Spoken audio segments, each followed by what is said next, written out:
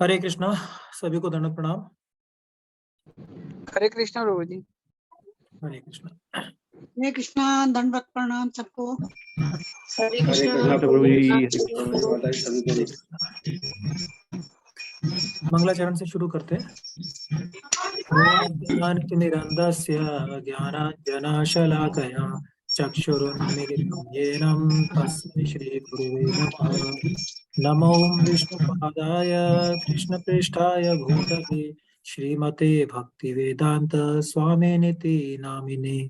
नमस्ते सारस्वते देवे गौरवाणी प्रचारिणे निर्विशेष शून्यवादी पाश्चात्य देशतारिणे।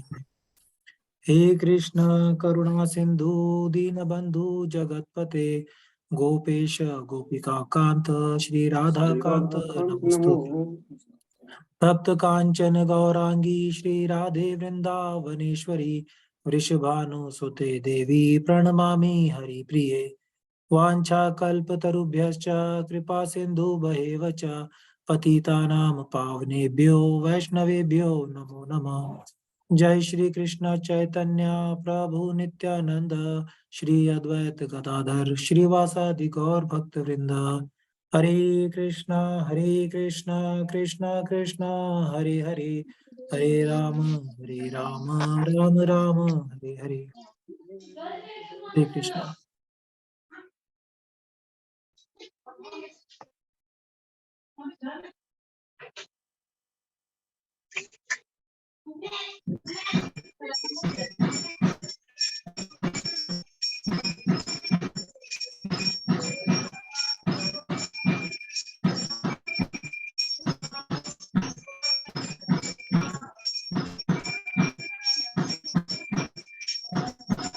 हरे कृष्णा। ये प्लीज म्यूट कर लीजिए।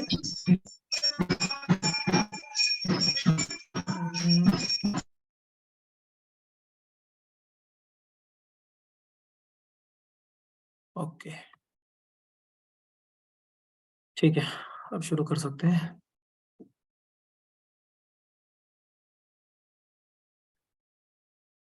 ठीक है, विद्या देवी माता जी आप शुरू करना चाहेंगे?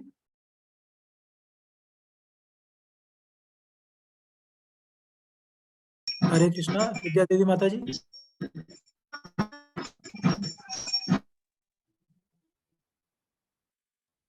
ओके, मनोरमा माता जी। हाँ जी, हरे कृष्णा प्रभु जी। हरे कृष्णा। मयि सर्वाणि कर्माणि। प्रभु जी आवाज आ रही है बीच में घंटी की। मैं देखता हूँ माता जी, मैं म्यूट करता हूँ, एक मिनट। मयि सर्वाणि कर्माणि सन्न्यास्याधमात् आत्मचेतसा निराशीर निर्मोहो भूत्वा युधस्त्व विक्तज्वरा। अतः हे अर्जुन, अपने सारे कार्यों को मुझ में समर्पित करके मेरे पूर्ण ज्ञान से युक्त होकर लाभ की आकांक्षा से रहित स्वामित्व के किसी दावे के बिना तथा आलस्य से रहित होकर युद्ध करो। तात्पर्य, ये श्लोक भगवत गीता के प्रयोजन को स्पष्टतया इंगित करने वाला है। भगवान की शिक्षा है कि स्वधर्म पालन करने के लिए सैन्य अनुशासन के सदृश पूर्णतया कृष्ण भावना भावित होना आवश्यक है। ऐसे आदेश से कुछ कठिनाइयां उपस्थित हो सकती हैं, फिर भी कृष्ण के आश्रित होकर स्वधर्म का पालन करना ही चाहिए, क्योंकि यह जीव की स्वाभाविक स्थिति है।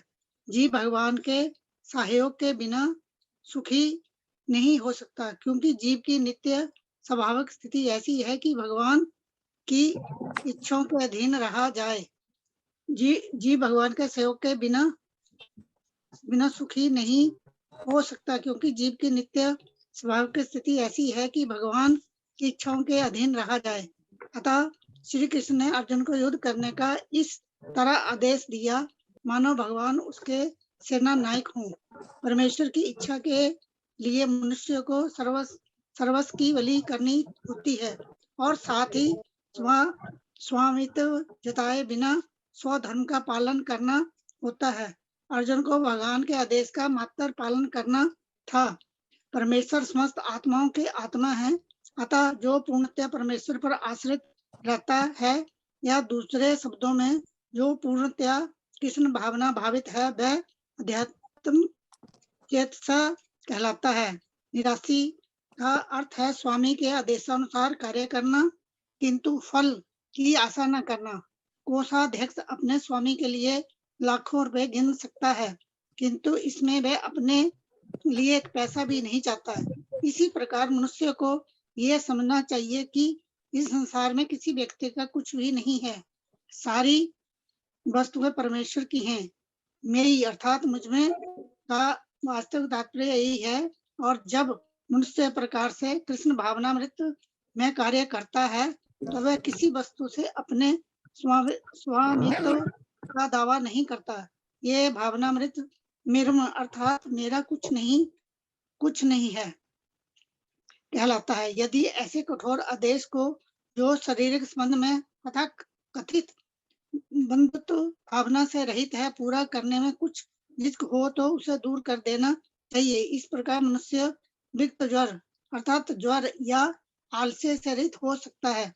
अपने गुण तथा स्थिति के अनुसार प्रत्येक व्यक्ति को विशेष प्रकार का कार्य करना होता है और ऐसे कर्तव्यों का पालन कृष्ण भावना भावित होकर किया जा सकता है। इससे मुक्ति का मार्ग प्रशस्त हो जाएगा। हरे कृष्ण। हरे कृष्ण माता जी, थैंक यू। यहाँ पर भगवान के ये ना बहुत इंपॉर्टेंट श्लोक है। यहाँ पर अगर हम इसकी पहली लाइन पढ़े ना, यह श्लोक भगवत गीता के प्रयोजन को स्पष्टतया इंगित करने वाला है। श्रील प्रभुपाद ने भी कहा था कि ये जो अपने मतलब तात्पर्य में उन्होंने कहा है कि ये जो श्लोक है ये भगवत गीता का जो प्रयोजन है, जो उसका उद्देश्य है, उसको इंगित करता है। जैसे हम पढ़े कि यहाँ पर भगवान क्या कह रहे हैं कि हे अर्जुन, आप अपने सारे कार्यों को मुझ में समर्पित करके मुझे पूर्ण ज्ञान से युक्त होकर लाभ की आकांक्षा से रहित, स्वामित्व के किसी दावे के बिना तथा आलस्य से रहित होकर युद्ध करो। जनरली जैसे हमने पहले भी डिस्कस किया था कि क्या होता है कि ऐसे भी बोला जाता है जो कुतर्क करते हैं तो वो क्या बोलते हैं कि भगवान ने तो अर्जुन को सीधा लड़ने के लिए उकसाया है गीता में, तो उन्होंने बस अर्जुन को बोला तुम लड़ो लड़ो लड़ो, उनका तो यही एक मोटिव है इसमें। तो यहाँ पर अगर आप इस पूरी लाइन को पढ़ेंगे ना तो भगवान क्या कह रहे हैं कि अपने सारे कार्यों को मुझ में समर्पित करके पूर्ण ज्ञान से युक्त होकर लाभ की आकांक्षा से रहित। अब कोई युद्ध करने जा रहा है तो लाभ की आकांक्षा से कैसे रहित हो सकता है? युद्ध की होते किस लिए? युद्ध का प्रयोजन क्या होता है? युद्ध का प्रयोजन होता है कि या तो किसी जमीन चाहिए होती है, कोई राज्य चाहिए होता है, कोई स्त्री को लेके युद्ध करता है, कोई धन को लेके युद्ध करता है, या कोई आपस में ईर्ष्या, द्वेष, कोई दुश्मनी, इन चीजों को लेकर युद्ध होता है। भगवान कह रहे हैं कि लाभ की आकांक्षा से रहित होकर, स्वामित्व के किसी दावे के बिना, के मतलब यहाँ पर आपको किसी स्वामित्व का दावा नहीं करना है, सब कुछ त्याग कर आपको युद्ध करना है। तो मतलब जैसे बोला जाता है ना कि भगवान ने सिर्फ अर्जुन को गीता में सिर्फ युद्ध करने के लिए बोला है और कुछ नहीं किया, तो यहाँ पर उसको यहाँ पर समझा जा सकता है कि भगवान ने युद्ध करने के लिए बोला है, लेकिन युद्ध करने से पहले भगवान ने क्या क्या कंडीशंस लगाई हैं। ऐसा नहीं कि बस बोला कि भैया मैं तुम्हें आदेश दे रहा हूँ कि तुम युद्ध करो। युद्ध करने से पहले भगवान ने अर्जुन को ज्ञान दिया और उसे कंडीशन समझाई कि युद्ध अगर तुम्हें करना है तो किस चेतना में आकर युद्ध करना है। आगे अगर हम इसमें पढ़ते हैं, परमेश्वर समस्त आत्माओं के आत्मा है, अतः जो पूर्णतः परमेश्वर पर आश्रित है, या दूसरे शब्दों में जो पूर्णतः कृष्ण भावना भावित है, वह अध्यात्म चेतस कहलाता है। निराशी का अर्थ है स्वामी के आदेशानुसार कार्य करना किंतु फल की आशा ना करना। जो पूर्णतः कृष्ण भावना भावित है वह आध्यात्म चेतस कहलाता है। आत्मा का स्वभाव क्या है? आत्मा का है चेतना। और जब हम भौतिक जगत में है तो भौतिक जगत में होकर हम किन चीजों में मतलब आनंद की या खुशी की के लिए हम कहाँ खुशियां हम ढूंढते हैं भौतिक वस्तुओं में, पदार्थ या भौतिक वस्तुएं क्या है? वो है जड़, उनमें कोई चेतना नहीं होती है। लेकिन आत्मा का स्वभाव है चेतना। तो चेतना में ही आनंद प्राप्त होगा। चेतना को कभी जड़ वस्तुओं में, जड़ पदार्थ में आनंद प्राप्त नहीं होगा। वो होगा तो वो क्षणिक होगा। इसीलिए आत्मा को जब हम परमात्मा की तरफ लगाते हैं, जब अपने कार्यों को हम परमात्मा को समर्पित करते हैं, तब चेतना आत्मा को आनंद की प्राप्ति होनी शुरू होती है। उससे पहले जितना भी हम आनंद जो हम फील कर रहे हैं, जो हमें लगता है कि आनंद है, बट एक्चुअल में जो आनंद नहीं है, जो भी भौतिक चीजों को प्राप्त करके जो हमें आनंद मिलता है, वो सब क्षणिक होता है, जो कि शरीर के साथ में समाप्त हो जाता है। लेकिन वो जो आनंद होता है वो आत्मा के स्तर पे नहीं होता, वो केवल शरीर और भौतिक स्तर पे होता है। आत्मा के स्तर का आनंद, चेतना के स्तर का आनंद तब प्राप्त होता है जब हम भगवान के प्रति अपने आप को समर्पित करते हैं, और जो जो हमारा जो हमारा स्वधर्म है, हमारा धर्म क्या है? सेवा। तो जब हम भगवान की सेवा के लिए अपने आप को लगाते हैं, तब आत्मा को आनंद की प्राप्ति होनी शुरू होती है। कोई कुछ ऐड करना चाहेगा? हरे कृष्ण प्रभु जी, हरे कृष्ण। हरे कृष्ण। प्रभु जी, यहाँ पे विगत ज्वर है जो एक शब्द है, ज्वर यानी रोग की अवस्था रहती है। ज्वर टेम्परेचर रहना, तो संसार में यही एक रोगी की अवस्था है। तो जब हम हमारे स्वामी भगवान कृष्ण है, और हम कुछ फल की आशा न करके, ये कुछ मेरा नहीं, ये सब भगवान का, ये ईशावास्यमिदं सर्वम, ये जानकर जब भगवान के प्रति कार्य करते हैं, तो ये विगत ज्वर यानी ज्वर छूट जाता है, यानी हमारी जो रोगी अवस्था है वो छूट जाती है। जो हम आज देखते हैं कि मीन्स मुझे एक प्रभुपाद जी का, श्रील प्रभुपाद का वाक्य याद आया कि उन्होंने बोला था कि आज की स्थिति में लोग भगवान को भगवान एक मृत व्यक्ति है ऐसे समझते हैं। और मुझे वाक्य पढ़ के बहुत आश्चर्य हुआ था। लेकिन मीन्स मेरे एक रिलेटिव ने ऐसे मुझे थोड़ा सा हमारा इस पे ही ये हुआ था, मीन्स परमेश्वर है या नहीं, इस पे वो मुझे क्या बोलते हैं, डिबेट टाइप हुआ था। तो मैंने मुझे वाक्य बोला कि हम जो पीड़ित है ना, उनकी सहायता करते हैं, उनकी पूजा करते हैं, मरे हुए व्यक्तियों को याद नहीं करते। तो मुझे उस वक्त प्रभुपाद जी का ये वाक्य कितना मीन्स उन्होंने सोच समझ कर बोला है। ऐसा भी विचार करते हैं आज के युग में, जो बाकी के युगों में लोग ऐसा विचार नहीं करते थे, लेकिन कलयुग में इतना मीन्स घोर अंधकार है कि लोगों को लगता है कि भगवान है ही नहीं, या ये सब माइथोलॉजी है।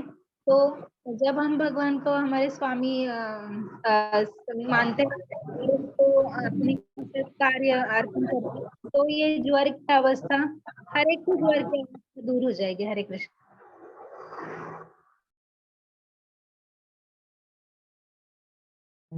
थैंक यू माता जी। एक सेकंड, जरा कुछ नॉइज आ रही है, मैं एक बार देख रहा हूँ किसकी तरफ से नॉइज आ रही है।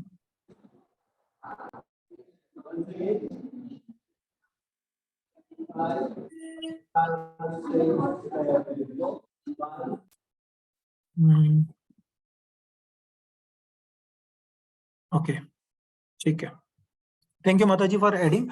और जो आपने अभी एक छोटा सा एग्जांपल शेयर किया ना कि एक छोटा सा डिबेट था कि परमात्मा है या नहीं है, परमात्मा के मतलब उसका अस्तित्व को लोग स्वीकार नहीं करते हैं, इजीली स्वीकार नहीं करते, उन्हें बहुत स्ट्रांगली उनको तथ्य या एग्जांपल देने पड़ते हैं। तो इसका एक मतलब रीजन ये भी है, ठीक है, बहुत सारी रीजन है, बट उसमें से एक रीजन ये भी है कि ऐसा मैंने लेक्चर में सुना था कि अंग्रेजों के टाइम पे अंग्रेजों ने अपने जो उनके कुछ स्कॉलर्स थे, जो उनके कुछ विद्वान लोग थे, उन्होंने अपने लोगों को संस्कृत पढ़ने के लिए बोला था कि आप लोग संस्कृत लर्न कीजिए, समझिए, इसकी ट्रेनिंग लीजिए, और उसके बाद में जो हमारे जो वेद हैं इनको स्टडी करिए। तो उन्होंने वो स्टडी करने के बाद में फिर अंग्रेजों ने उसका ट्रांसलेशन अपने हिसाब से प्रेजेंट किया और उसका प्रचार किया। और उस ट्रांसलेशन में उन्होंने क्या किया, उन्होंने हमारे जितने भी शास्त्र हैं उनको एक तरीके से माइथोलॉजी डिक्लेयर करनी, मतलब इस तरीके से उसका एक्सप्लेनेशन दिया कि वो माइथोलॉजी ज्यादा लगे और मतलब वास्तविकता या इतिहास कम लगे।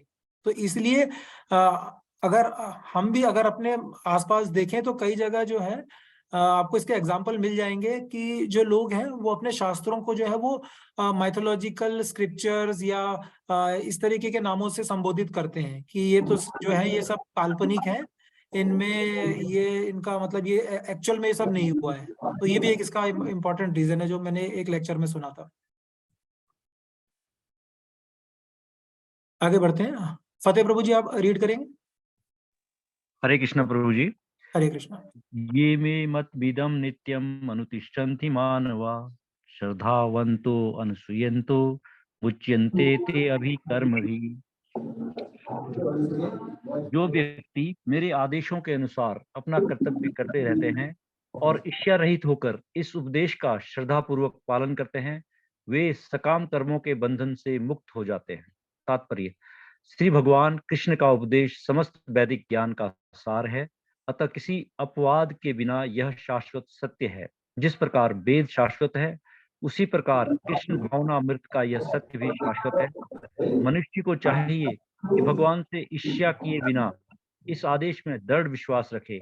ऐसे अनेक दार्शनिक हैं जो भगवत गीता पर टीका रचते हैं किंतु कृष्ण में कोई श्रद्धा नहीं रखते। वे कभी भी सकाम कर्मों के बंधन से मुक्त नहीं हो सकते, किंतु एक सामान्य पुरुष भगवान के इन आदेशों में दृढ़ विश्वास करके कर्म नियम के बंधन से मुक्त हो जाता है, भले ही वह इन आदेशों का ठीक से पालन ना कर पाए।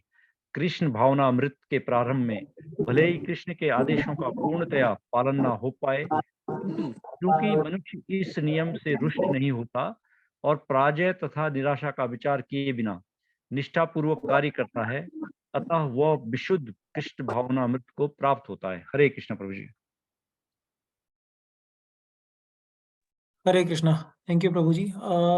पूर्णिमा माता जी आपको अगर कुछ कहना है क्या, क्योंकि आपका बार बार अनम्यूट हो रहा है और आपके एंड से नॉइज आ रही है। अगर आप कुछ शेयर करना चाह रहे हो तो प्लीज आप शेयर कर सकते हैं।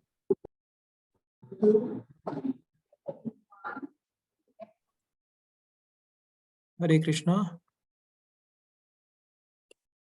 मे भी शायद उनको ध्यान नहीं है कि उनके एंड से बार बार अनम्यूट हो रहा है। Okay, thank you Prabhu ji for reading. तो यहाँ पर भगवान क्या कह रहे हैं कि जो व्यक्ति मेरे आदेशों के अनुसार अपना कर्तव्य करता है वो और ईर्ष्या रहित होकर इस उपदेश का श्रद्धा पूर्वक पालन करता है, वे सकाम कर्मों के बंधन से मुक्त हो जाता है। सकाम कर्म क्या होते हैं? सकाम कर्म हमने पढ़ा था, सकाम जिन कर्मों में काम की इच्छा हो, कोई कामना हो, जिन कर्मों के साथ में आपकी कोई कामना हो, वो सकाम कर्म होते हैं।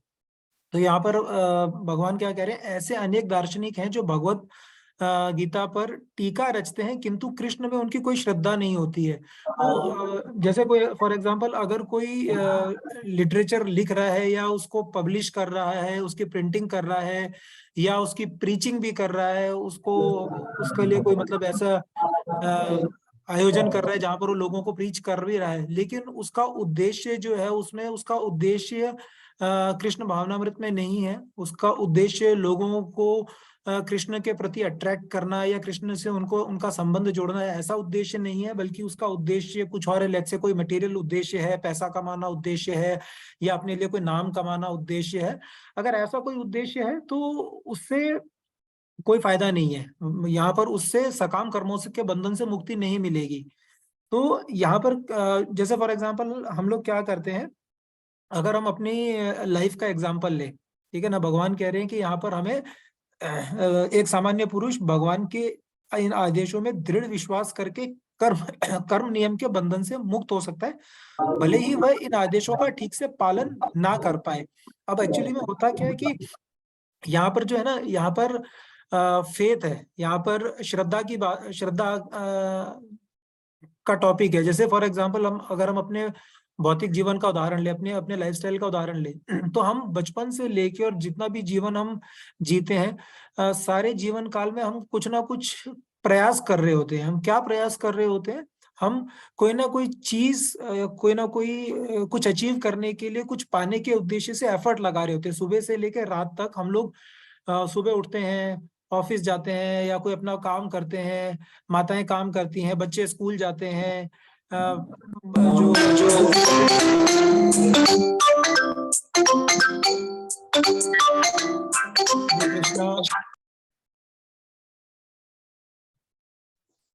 जो इसकी तरफ से नॉइज आ रही है ये। पूर्णिमा माता जी, आपकी तरफ से नॉइज आ रही है।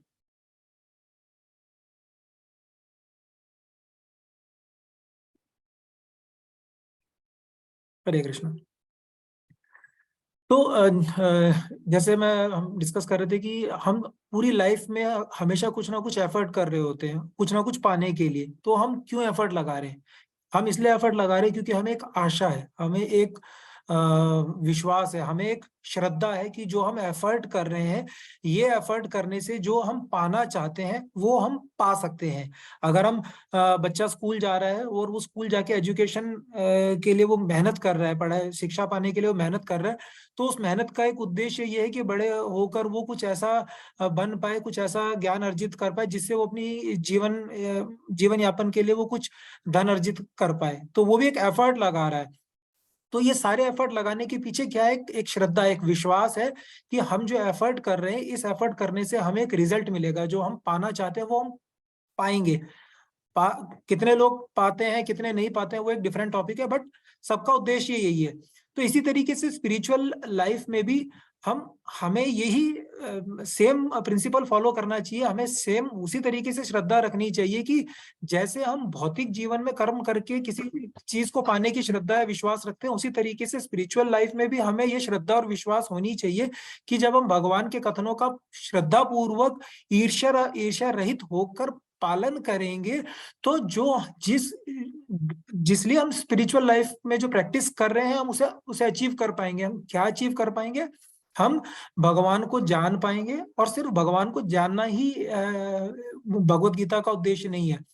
हम भगवत धाम की प्राप्ति भी कर पाएंगे, हम भगवान के नित्य दास भी बन पाएंगे। तो जैसे हम मटेरियल लाइफ में एफर्ट्स लगाते टाइम ये विश्वास रखते हैं कि हम अपने एफर्ट से जो हम जिन चीजों के लिए हम एफर्ट कर रहे हैं वो हम प्राप्त कर सकते हैं, उसी तरीके से हमें अपनी स्पिरिचुअल लाइफ में भी यही विश्वास होना चाहिए, यही श्रद्धा होनी चाहिए कि हम जिन नियमों का पालन कर रहे हैं उनसे हमें भगवत धाम की या भगवान के चरणों की प्राप्ति हो सकती है।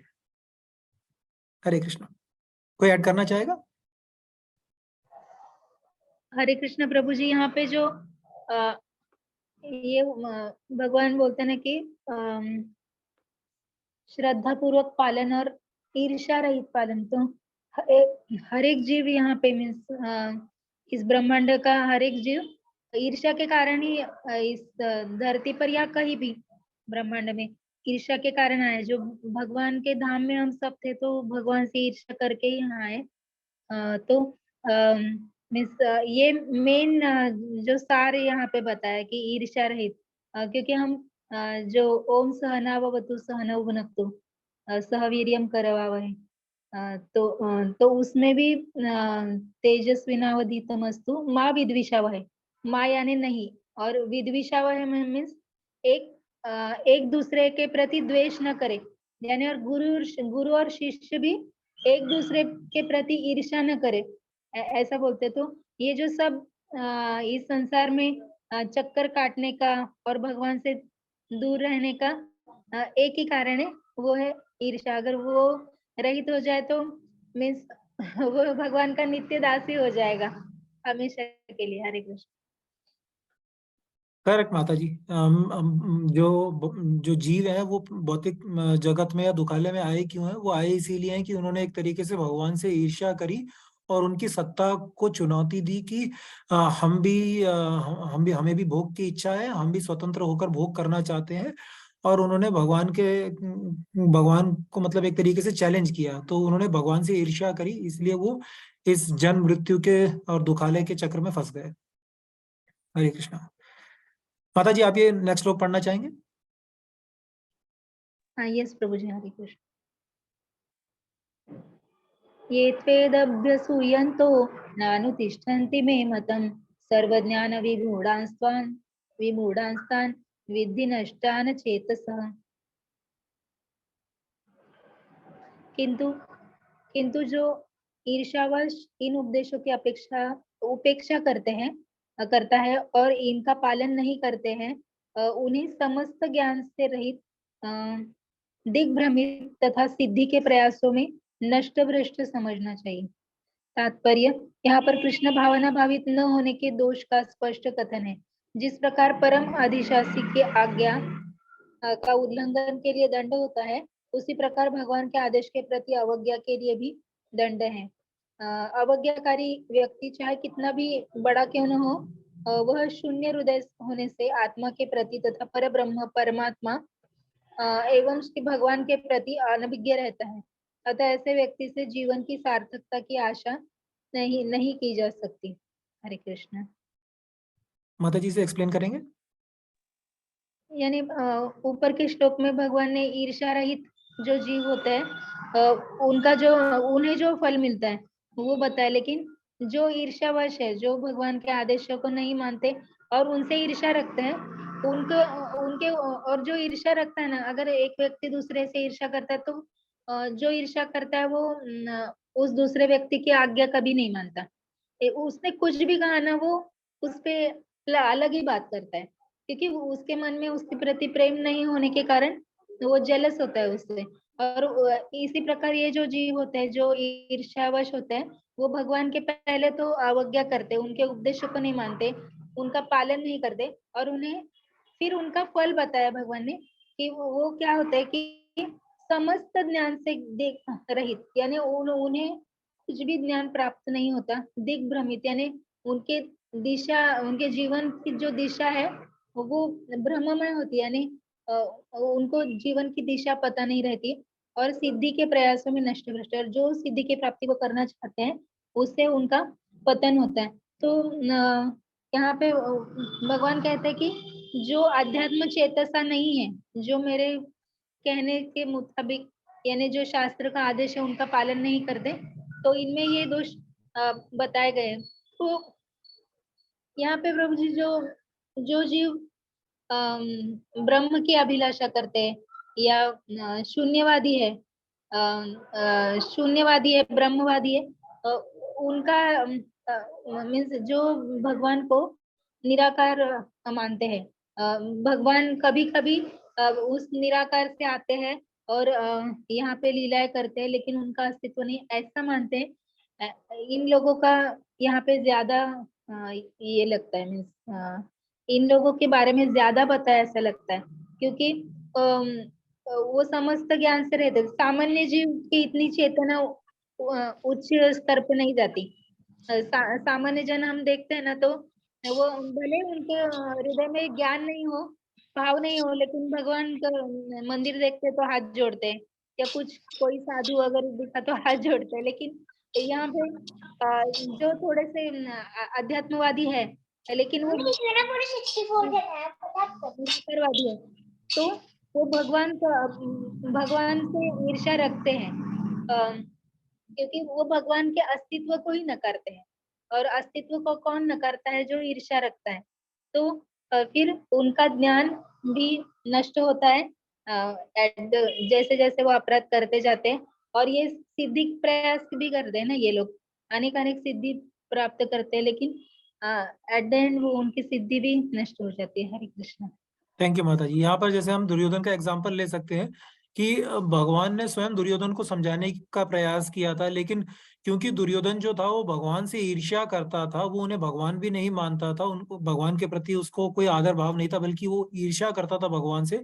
तो उसने इनफैक्ट भगवान को मतलब कैदी बंदी बनाने के लिए भी ट्राई किया, क्योंकि वो एक तरीके से शून्य हृदय था, तो इसलिए वो भगवान से ईर्ष्या करता था, और उसने भगवान को बंदी तक बनाने के लिए कोशिश की। उसका रीजन था कि वो भगवान से ईर्ष्या करता था।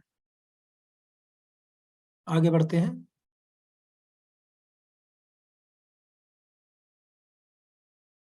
पुष्कर प्रभु, आप पढ़ना चाहेंगे? हाँ जी। हरे कृष्ण।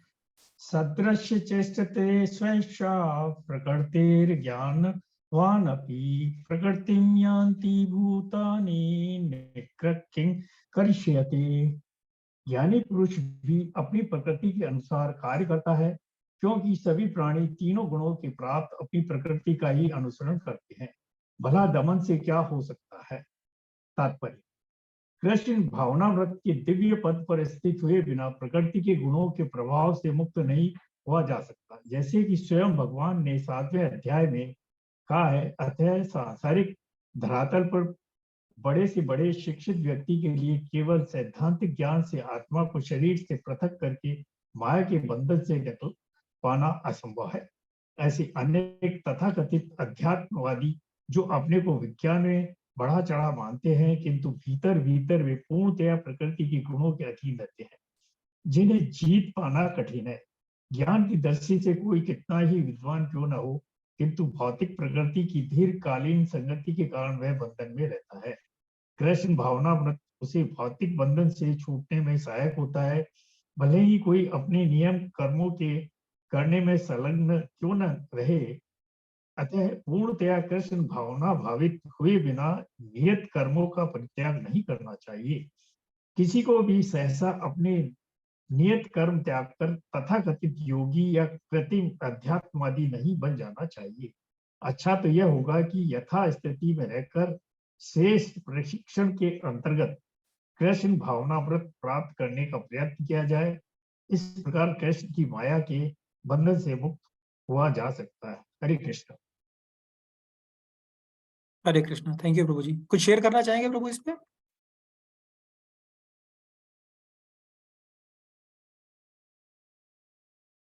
पुष्कर प्रभु कुछ शेयर करना चाहेंगे आप इस पे? नहीं, कुछ नहीं बोलना। ओके, ठीक है प्रभु जी। तो यहाँ पर भगवान क्या कह रहे हैं, यहाँ पर प्रकृति के 3 गुणों से जो के विषय में बात हो रही है। जैसे फॉर एग्जाम्पल, अगर हमने ये एग्जाम्पल पहले भी लिया था कि जल की जो बूंद, वर्षा की जो बूंद होती है, वो जहाँ पर गिरती है, वो जिस मतलब अगर वो मिट्टी में पड़ेगी या पानी में गिरेगी या जिस कलर के ऊपर वो गिरेगी, वो उसका स्वभाव धारण कर लेती है। तो इसी तरीके से हमें भी जो प्रकृति के 3 गुण हैं, उससे हमारा स्वभाव निर्मित होता है। और ये स्वभाव आज निर्मित नहीं हो रहा है। हमने आज तक जितने जन्म लिए हैं, उन सभी जन्मों का प्रभाव जो है वो धीरे धीरे करके कैरी फॉरवर्ड होता रहता है। तो हम आज की डेट में यदि हम तमोगुण में या रजोगुण की स्थिति में हैं, या मिक्स स्थिति में भी है, तो हम कुछ तमोगुण है, कुछ रजोगुण है, या और मे भी थोड़ा बहुत सतोगुण भी है।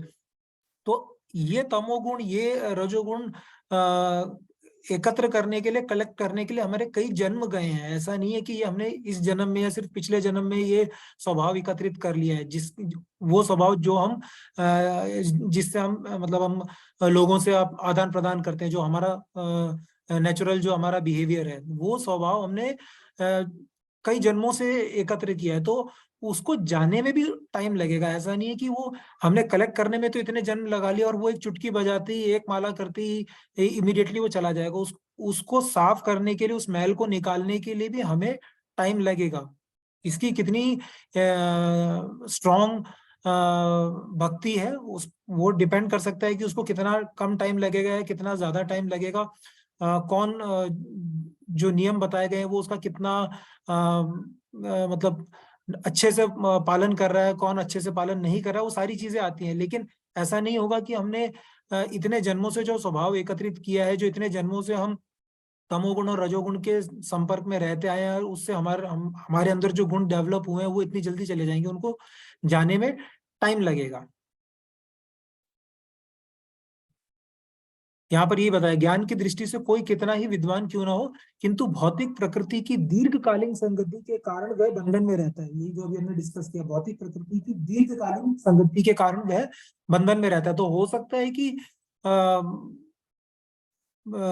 मटेरियल नॉलेज या लिटरेचर नॉलेज, मटेरियल नॉलेज तो नहीं कहेंगे, लिटरेचर नॉलेज है, समझ में आता है कि सही क्या है, गलत क्या है, पाप क्या है, पुण्य क्या है। लेकिन जब सिचुएशन आती है, जब बिहेवियर करने का टाइम आता है, तो उस टाइम पे वो जो ज्ञान है, जो मटेरियल, जो लिटरेचरल नॉलेज जो अभी तक इकट्ठा किया है, वो उस टाइम काम नहीं आता है। उस टाइम पे क्या होता है, उस टाइम जो आवेश है, जो उस टाइम मन में जो भाव उत्पन्न हो रहे हैं, वो ज्यादा स्ट्रांग हो जाते हैं। उस टाइम जो ज्ञान है वो कहीं बैक सीट ले लेता है। और ऐसा क्यों होता है? क्योंकि हम प्रकृति के गुणों के अधीन है।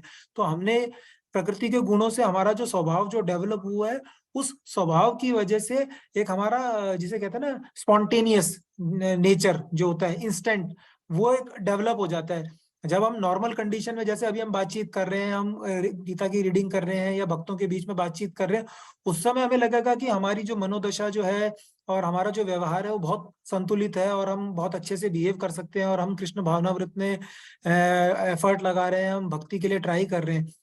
बट जैसी कोई ऐसी सिचुएशन क्रिएट होगी जहां पर जैसे कोई हमें द्वेष करेगा या कोई हमें क्रोध दिलाएगा या कुछ भी इस टाइप की सिचुएशन क्रिएट होगी, आपस में भी, फैमिली के बीच में भी कोई सिचुएशन क्रिएट होगी, उस टाइम पे ऑल ऑफ अ सडन आप लोग रियलाइज करेंगे, एटलीस्ट मेरा रियलाइजेशन है कि उस टाइम पे ये जो ज्ञान है ये थोड़ा सा बैक सीट ले लेता है। उस टाइम हमें पता है कि सही और गलत क्या है, बट उस टाइम वो जो कहते हैं ना विनाश काल विपरीत बुद्धि, तो उस टाइम पे वो लॉजिक काम नहीं करता, उस टाइम में वो आवेश काम करता है। जो हमारे अंदर जो स्पॉन्टेनियस जो बिहेवियर जो डेवलप हो चुका होता है वो उस टाइम काम करता है। तो इसीलिए हमारे को ये समझना चाहिए कि जब हम भक्ति में आते हैं तो भक्ति में आने के बाद में ये ग्रेजुअल प्रोसेस है, ये एक इसमें टाइम लगेगा और इसको डेली करते रहना है। जैसे फॉर एग्जांपल एक स्टूडेंट है, स्टूडेंट क्या करता है, वो रोज स्कूल जाता है, कई सालों तक स्कूल जाता है। पहले वो छोटी क्लास से शुरू करता है, फिर वो धीरे धीरे करके बड़ी क्लासेस में आता है, फिर वो ग्रेजुएशन करता है, पोस्ट ग्रेजुएशन करता है, डॉक्टरेट करता है। तो ऐसा नहीं कि उसने स्टार्टिंग में एक बार स्कूल जाना शुरू किया और उसके बाद हो गया जी मेरे को तो सारा ज्ञान आ गया, जाने की जरूरत नहीं है। वो over a period of time करता रहता है, करता रहता है, करता रहता है, तब जाके उसे उतना नॉलेज मिल पाता है। तो इसी तरीके से वही डिसिप्लिन, वही डेली प्रैक्टिस जो है वो हमें भक्ति में भी फॉलो करने की जरूरत है, जिससे हमारा जो स्पॉन्टेनियस नेचर है, जो प्रकृति के गुणों की वजह से जो हमारे अंदर जो नेचर जो डेवलप हो गया, हम उसे धीरे धीरे करके हम उसे शुद्ध कर सके। और इसमें एक चीज और बताई गई है कि जो हायर टेस्ट है ना, मतलब दो चीजें होती हैं, एक होता है कि हायर टेस्ट डेवलप करना जिससे कि जो लोअर टेस्ट है वो छूट जाए। तो इसका सही लॉजिक यही है। अगर हम ये सोचे ना कि हमें तो लोअर टेस्ट पहले छोड़ना है, हमारे अंदर जो बुरी आदतें पहले हम उसको छोड़ेंगे उसके बाद हम भक्ति स्टार्ट करेंगे, तो ऐसा नहीं हो पाएगा। लोअर टेस्ट छोड़ने का तरीका ही यही है, बुरी आदतें छोड़ने का तरीका यही है कि आप हायर टेस्ट की प्रैक्टिस स्टार्ट कर दो, आप हायर टेस्ट के संपर्क में आ जाओ।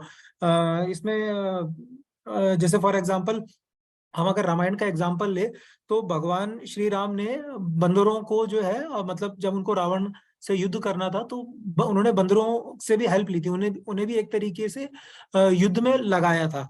तो भगवान ने ये नहीं देखा कि मैं पहले इन बंदरों को जो है मैं ट्रेनिंग देके और इनको पूरा एकदम सोफिस्टिकेटेड बिल्कुल जो जो व्यवहार होना चाहिए पहले मैं उस व्यवहार की इनको इनकी ट्रेनिंग दूंगा, उसके बाद में फिर मैं इनको युद्ध में लगाऊंगा। भगवान ने जो उनका नेचर था उस नेचर में ही उनको किस तरीके से सेवा में लगाया जा सकता था, उस सेवा में लगाया। तो हायर टेस्ट आने से लोअर टेस्ट अपने आप छूट जाता है। अगर हम ये सोचने बैठ जाएं कि भाई जिस दिन जो भी मेरी बुरी आदतें हैं, नशा करने की या नॉनवेज खाने की या जो भी मेरे अंदर बुरी आदतें हैं, जब मैं ये सारी मेरी बुरी आदतें छूट जाएंगी उसके बाद जाके मैं भक्ति स्टार्ट करूंगा, उसके बाद जाके मैं फिर आगे बढ़ूंगा, तो वो नहीं हो पाएगा। हमें स्टार्ट करना है, जैसे हम स्टार्ट करेंगे धीरे धीरे, जैसे जैसे हम जपा स्टार्ट करते हैं, एक जपा दो जपा से हम स्टार्ट करते हैं, धीरे धीरे क्या होता है हमारे जपा काउंट बढ़ते चले जाते हैं। तो क्यों बढ़ते चले जाते हैं?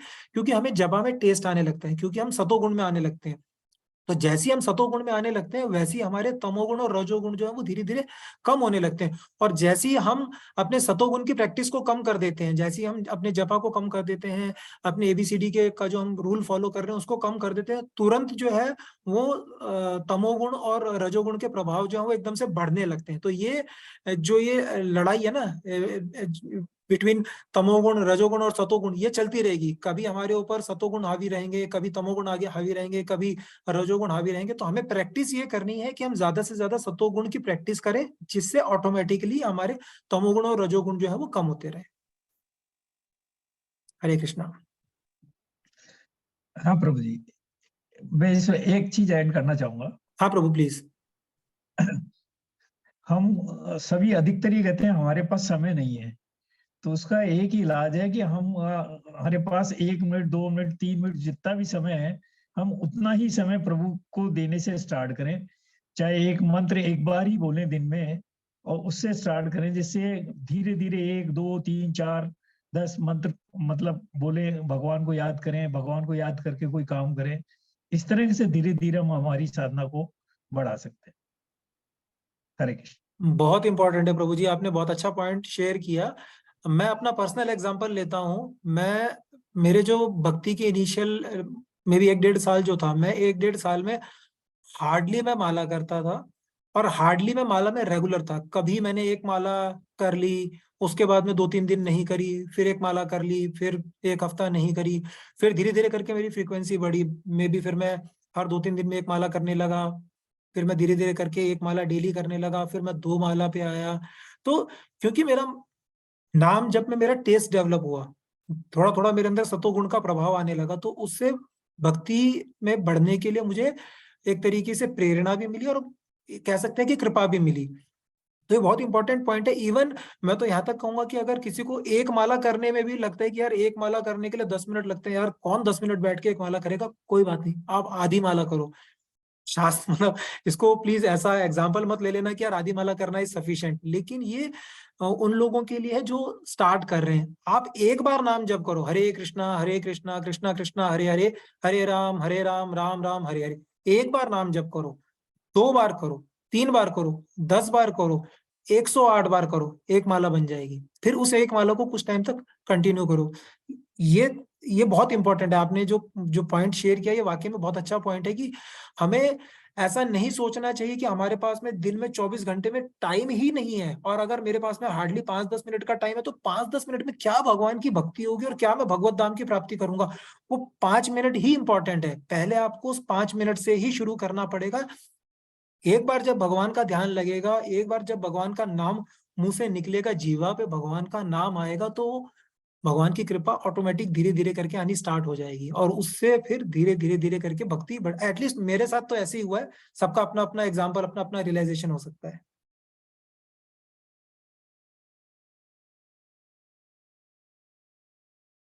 ठीक है, आगे बढ़ते हैं। कल्पना माता जी, आप पढ़ेंगे? जी प्रभु जी।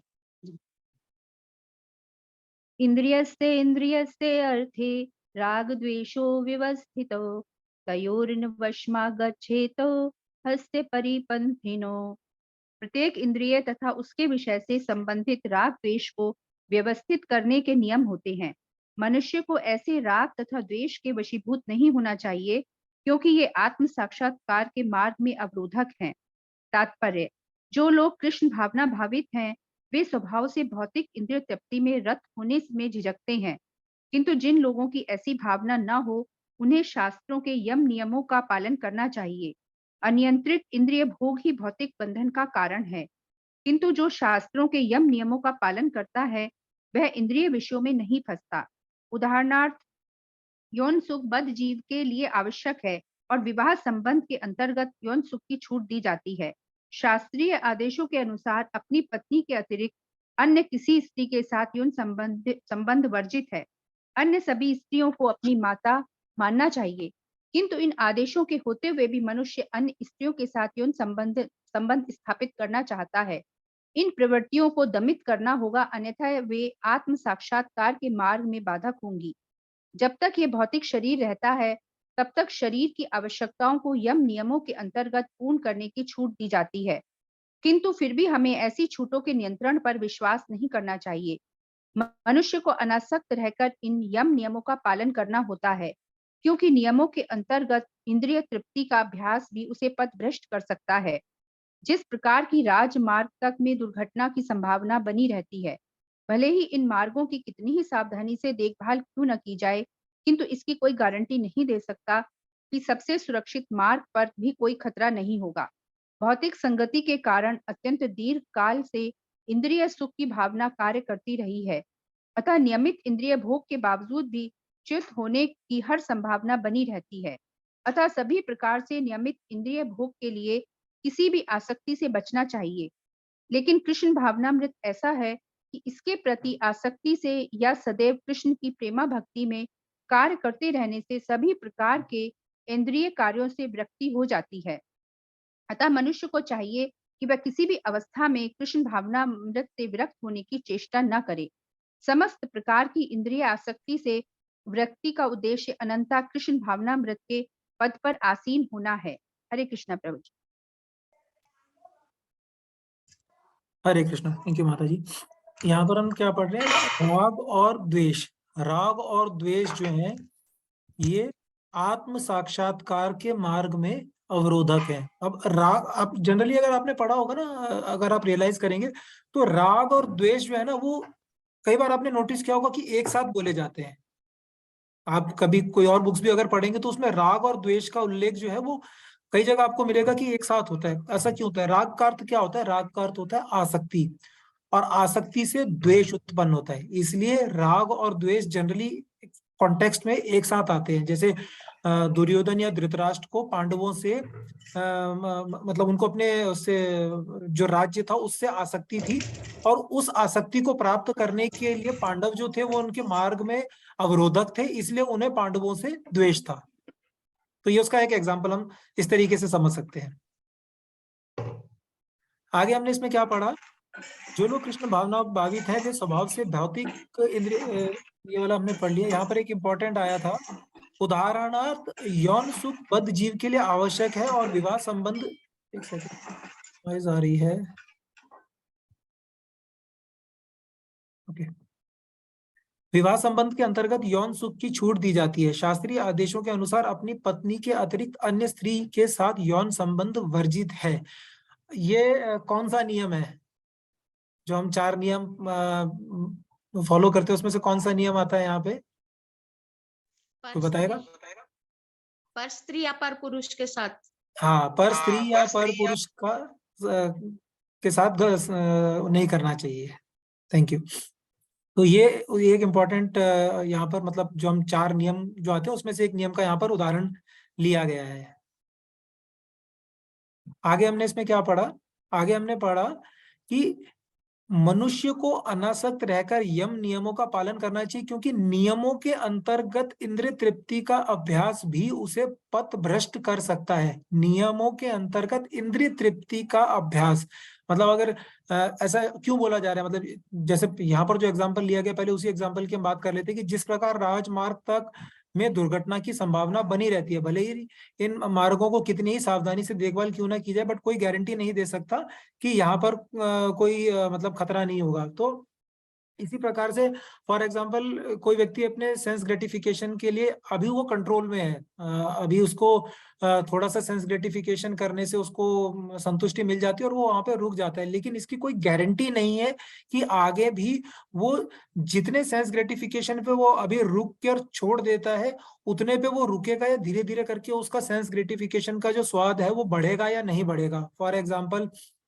मदिरा पान करने वाले जो व्यक्ति हैं वो स्टार्टिंग जैसे करते हैं, उसके बाद में कोई गारंटी नहीं है कि वो जितना जिस लिमिट में आज वो पी रहे हैं वो लिमिट कभी उनकी इंक्रीज होगी या नहीं होगी। सिगरेट पीने वाले व्यक्ति दिन में हो सकता है 1 सिगरेट पी रहे हैं, फिर आगे कोई नहीं बोल सकता कि वो आगे भी एक सिगरेट पिएंगे, या हो सकता है 1 पैकेट तक पहुंच जाए, दिन में पूरा 1 पैकेट खत्म कर दे, 2 पैकेट खत्म कर दे। ऐसे भी चेन स्मोकर होते हैं जिनको दिन में मतलब हर घंटे आधे घंटे में स्मोकिंग के लिए चाहिए होता है। तो यही यहाँ पर बताया गया है कि नियमों के अंतर्गत भी अगर आप इंद्रिय तृप्ति का अभ्यास कर रहे हैं उसमें भी कोई गारंटी नहीं है कि आप उसमें पथभ्रष्ट हो सकते हैं नहीं हो सकते हैं, उसमें भी आपके साथ में रिस्क हमेशा बना रहता है। तो सॉल्यूशन क्या है? सॉल्यूशन है कृष्ण भावनामृत। ऐसा है कि इसके प्रति आसक्ति से या सदैव कृष्ण की प्रेमा भक्ति में कार्य करते रहने से सभी प्रकार के इंद्रिय कार्यों से विरक्ति हो जाती है, क्योंकि यहाँ पर हम निष्काम होके कर रहे हैं, यहाँ पर हम कोई कामना नहीं कर रहे हैं। जो भी हम फिजिकल एक्टिविटीज कर रहे हैं सेंस ग्रेटिफिकेशन के लिए, वहां पर हमारी कोई सकाम इच्छा है, यहाँ पर हमारी निष्काम है। यहाँ पर हम कोई सेंस ग्रेटिफिकेशन की इच्छा नहीं कर रहे। यहाँ पर हमारी क्या एकमात्र इच्छा क्या है कि यहाँ पर हम भगवान के नित्य दास है, और हम अपना जो सेवा का जो हमारा धर्म है हम उसको फॉलो करना चाह रहे हैं, हम उसे स्ट्रॉन्ग करना चाह रहे हैं। इसलिए यहाँ पर हमारा एक विरक्ति का भाव जो है वो पैदा होता है, और सेंस ग्रेटिफिकेशन में विरक्ति का अपोजिट वहां पर भोग करने का भाव पैदा होता है। कोई ऐड करना चाहेगा?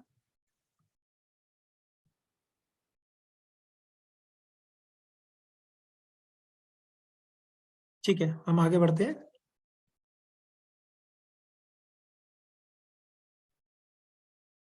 कुसुम शर्मा माता जी।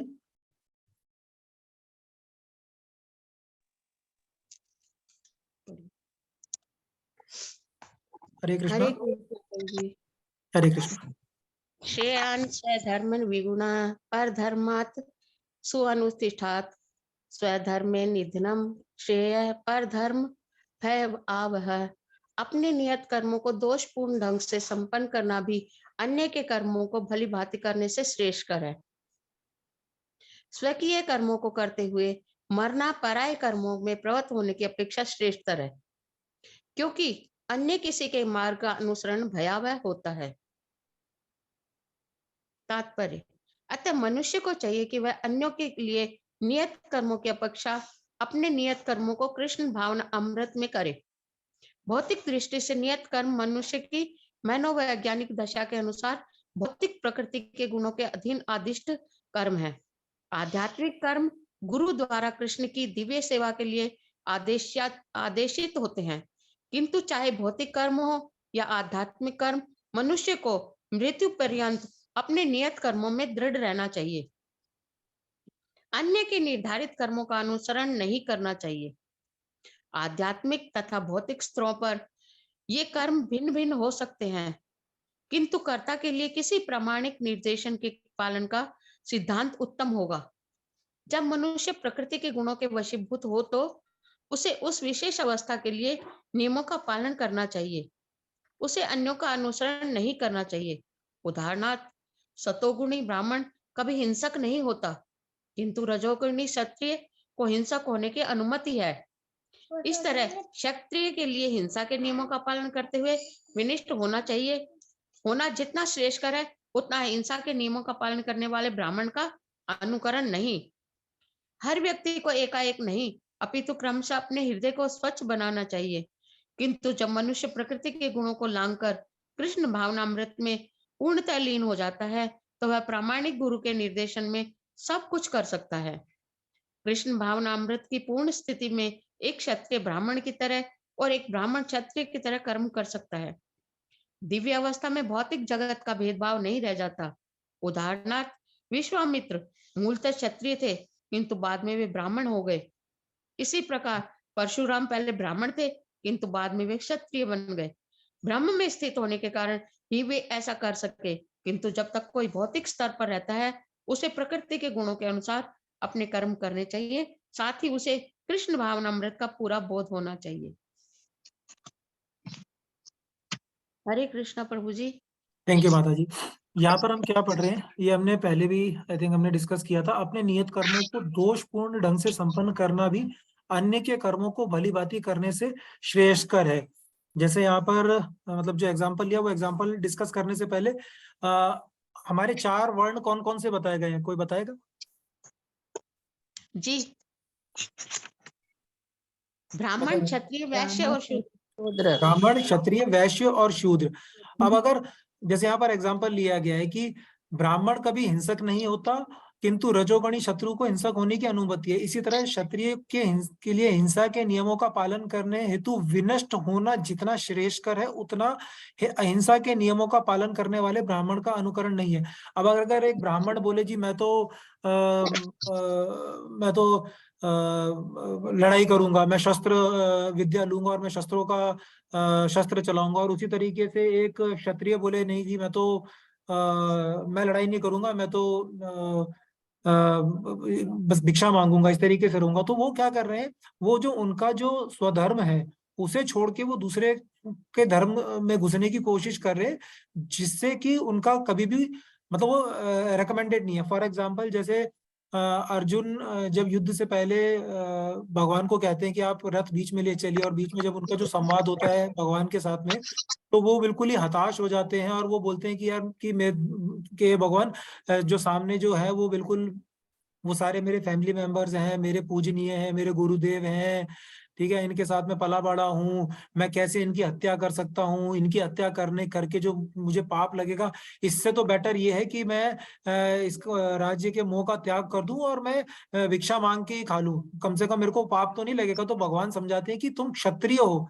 तो क्षत्रिय का धर्म ये नहीं होता है कि क्षत्रिय जो है वो युद्ध के टाइम शस्त्रों का त्याग कर दे और उसको बोले नहीं जी मैं तो भिक्षा मांग के खा लूंगा, ऐसा नहीं है। क्षत्रिय का जो धर्म है, क्षत्रिय का धर्म है रक्षा करना, युद्ध करना, तो उसके लिए अपना धर्म त्याग करके दूसरे के धर्म का पालन करना जो है वो नहीं बताया गया, उसको ऐसा नहीं करना चाहिए।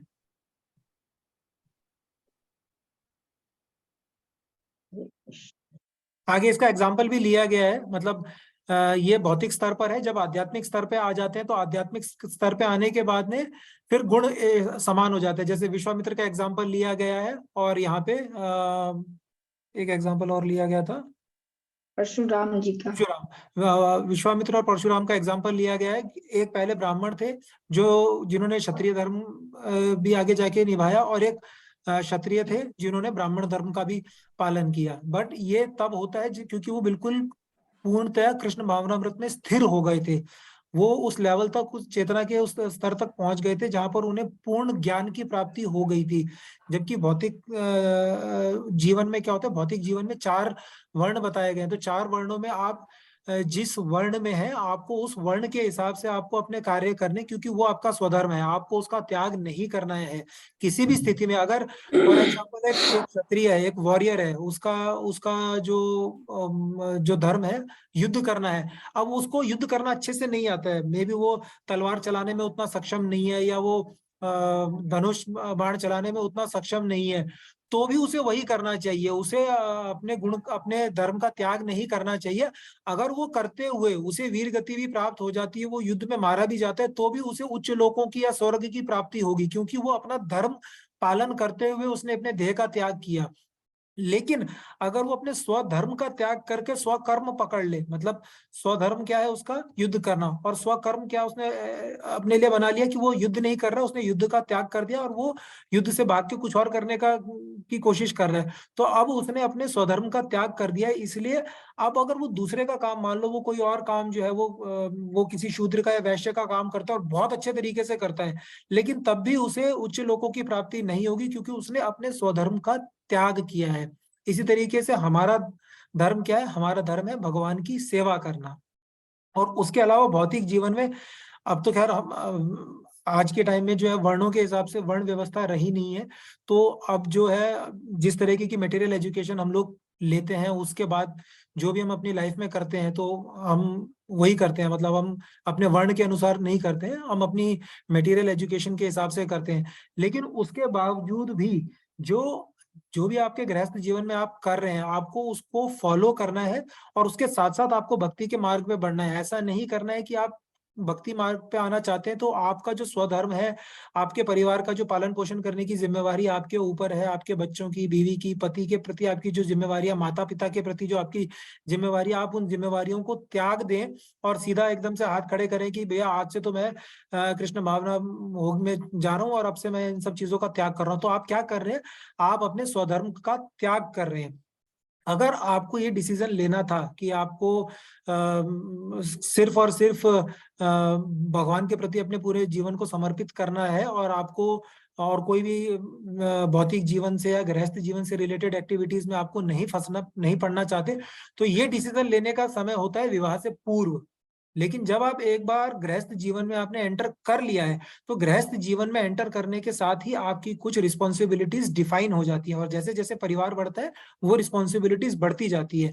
तो वो आपका धर्म है, उन रिस्पॉन्सिबिलिटीज का निर्वाह करना, और उस निर्वाह करने के साथ में कृष्ण भक्ति के लिए प्रयास करना, और अपने बच्चों को, अपने परिवार को, अपने आसपास के लोगों को, मित्रों को कृष्ण भक्ति में उनको प्रेरित करना, ये आपके लिए श्रेयस्कर है। लेकिन अपने स्वधर्म का त्याग करके और सिर्फ कृष्ण भक्ति एकदम से पकड़ लेना, ये मिथ्याचार कहलाता है, ये सही नहीं है।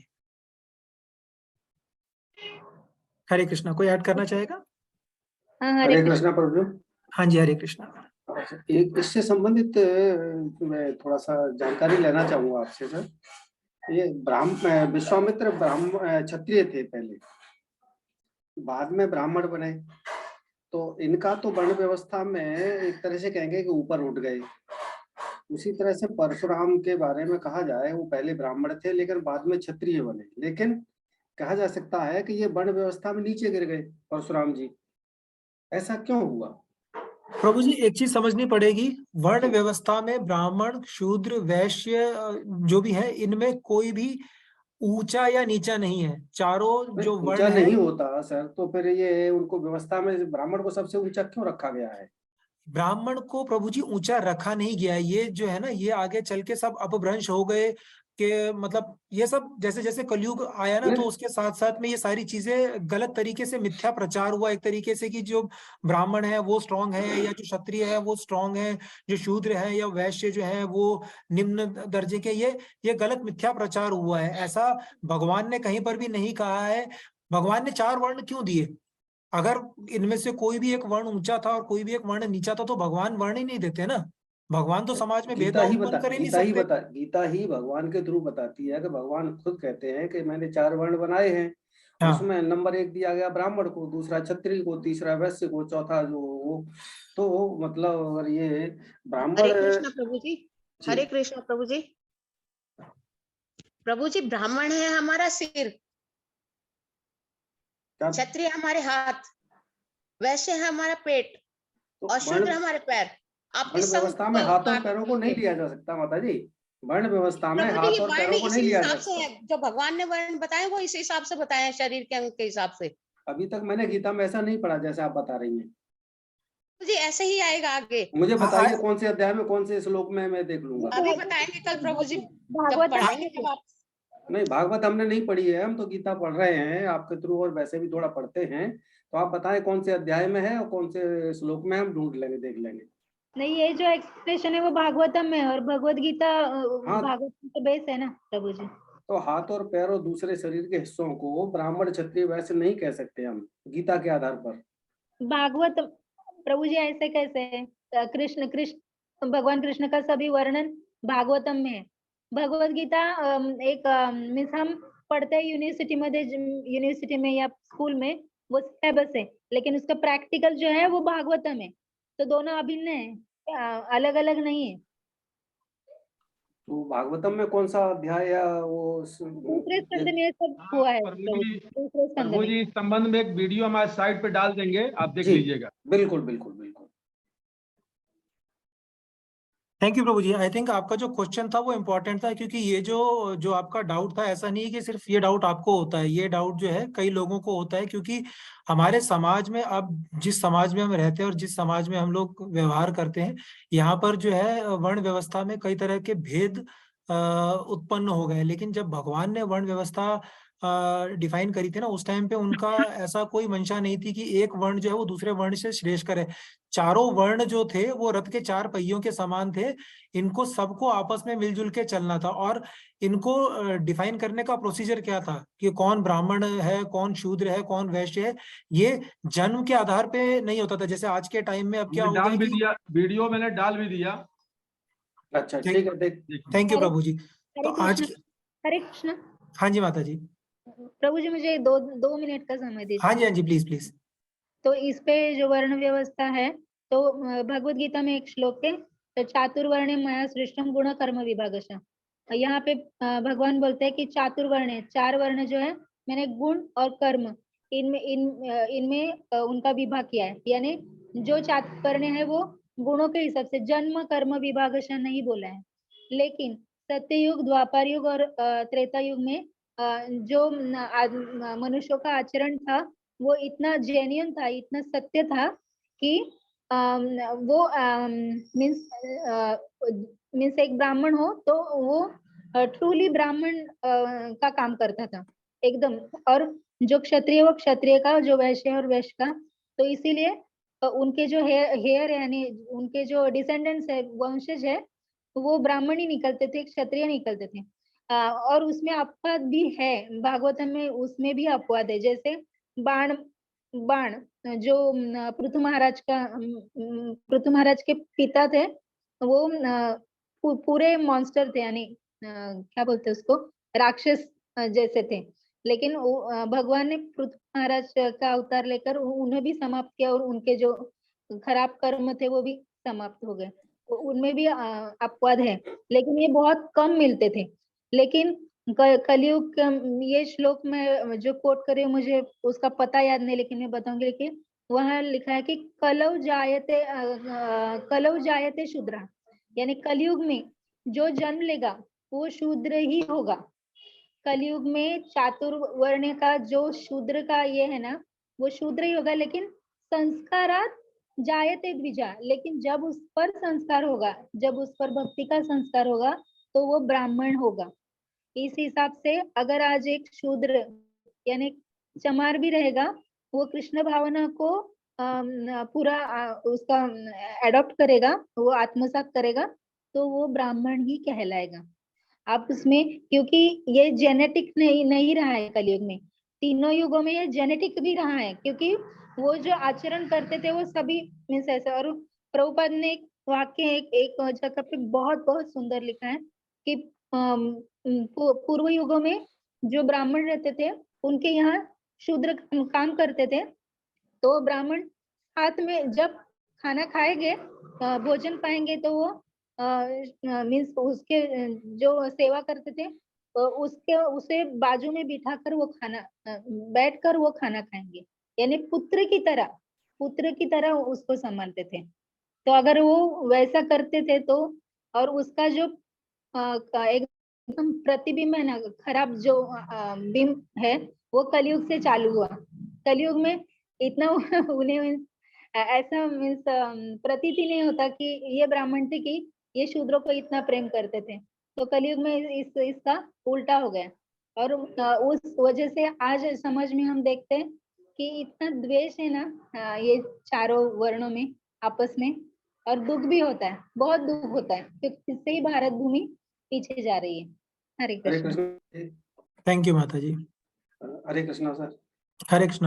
हाँ, अच्छा, मेरा अभी माता जी अभी बता रही थी, एक्सप्लेनेशन दे रही थी, उनसे मेरा एक सवाल है ये इसी संदर्भ में, गुण कर्म विभाग से, है ना, ये एक उदाहरण दिया उन्होंने अभी, गुण कर्म विभाग से वाला वो श्लोक पढ़ा, तो उस गुण कर्म विभाग से के अंतर्गत परशुराम जी का वर्ण व्यवस्था में डाउनफॉल हुआ या नहीं?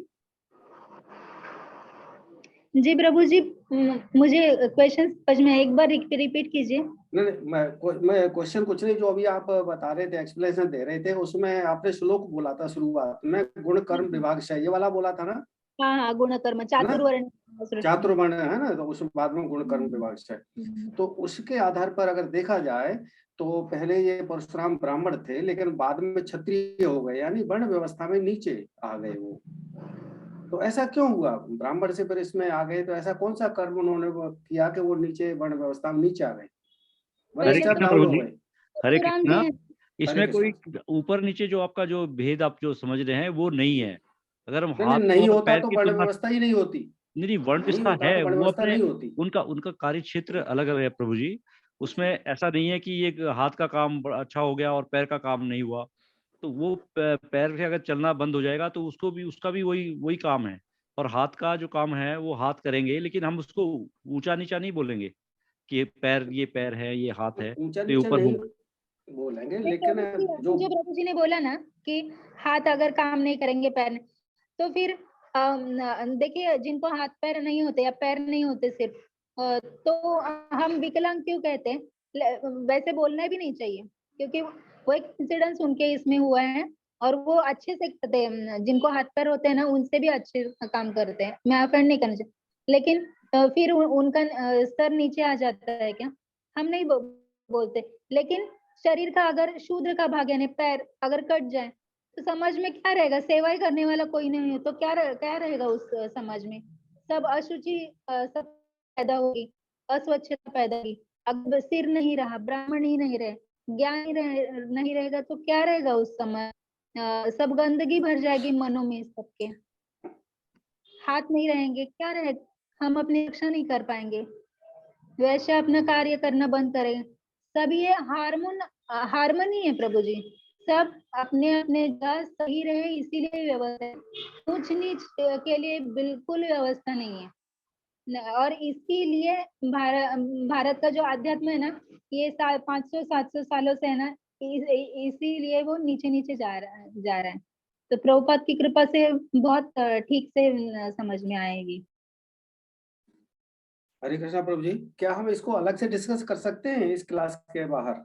हाँ बिल्कुल प्रभु जी, हम इसको डिस्कस कर सकते हैं। और जैसा हमने जैसे गौर जगन्नाथ प्रभु ने स्टार्टिंग में भी कहा था कि यदि हमारे कुछ ऐसे डाउट्स हैं जो इस क्लास में ठीक से क्लियर नहीं हो पा रहे तो हम उन्हें नोट कर सकते हैं, क्योंकि बीच बीच में अच्युत गोपाल प्रभु को वो इनवाइट करेंगे और जो भी हमारे डाउट्स हैं वो उनको उनके साथ में डिस्कस करेंगे, क्योंकि उनके साथ में डिस्कशन में मे बी वो हो सकता है ज्यादा अच्छे तरीके से एक्सप्लेन करे। तो यहाँ पर अभी हम उतने अच्छे से एक्सप्लेन नहीं कर पा रहे, बट जब हम सीनियर वैष्णव से सुनते हैं तो डाउट्स अच्छे से क्लियर हो जाते हैं।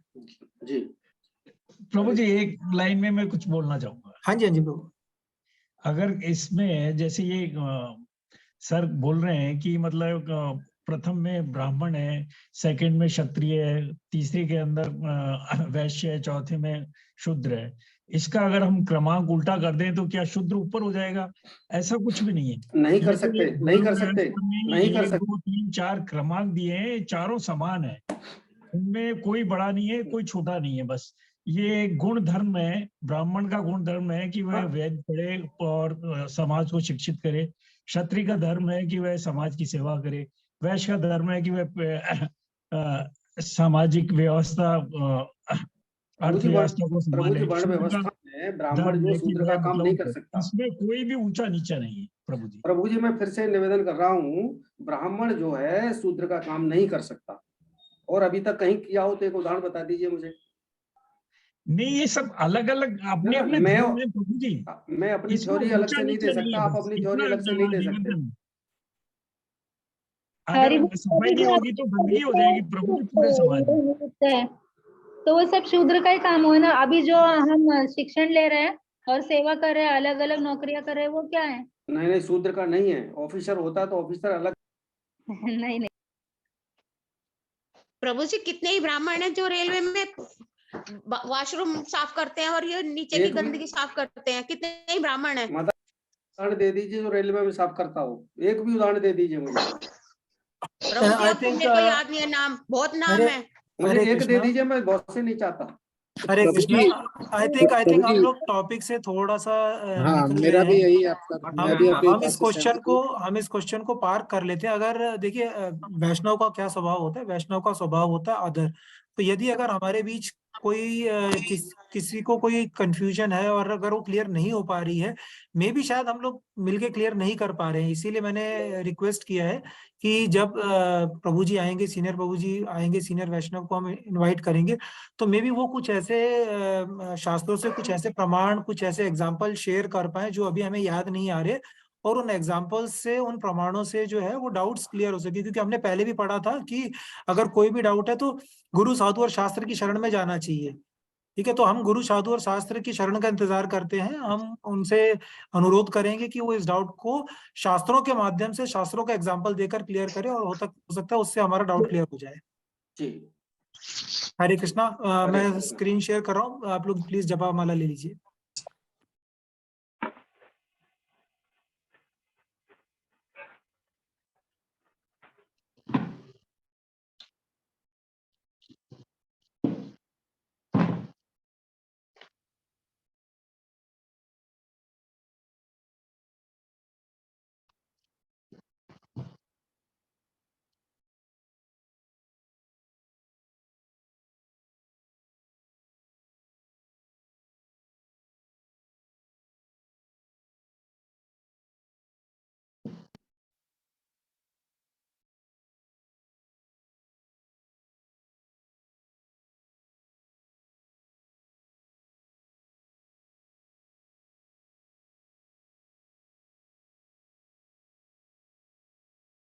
हरे कृष्ण कृष्ण कृष्ण हरे हरे, हरे राम राम राम हरे हरे। हरे कृष्ण कृष्ण कृष्ण हरे हरे, हरे राम राम राम हरे हरे। हरे कृष्ण कृष्ण कृष्ण हरे हरे, हरे राम राम हरे हरे। हरे कृष्ण कृष्ण कृष्ण हरे हरे, हरे राम राम हरे हरे। हरे कृष्ण कृष्ण कृष्ण हरे हरे, हरे राम राम हरे हरे। हरे कृष्ण कृष्ण कृष्ण हरे हरे, हरे राम राम हरे हरे। हरे कृष्ण कृष्ण कृष्ण हरे हरे, हरे राम हरे हरे।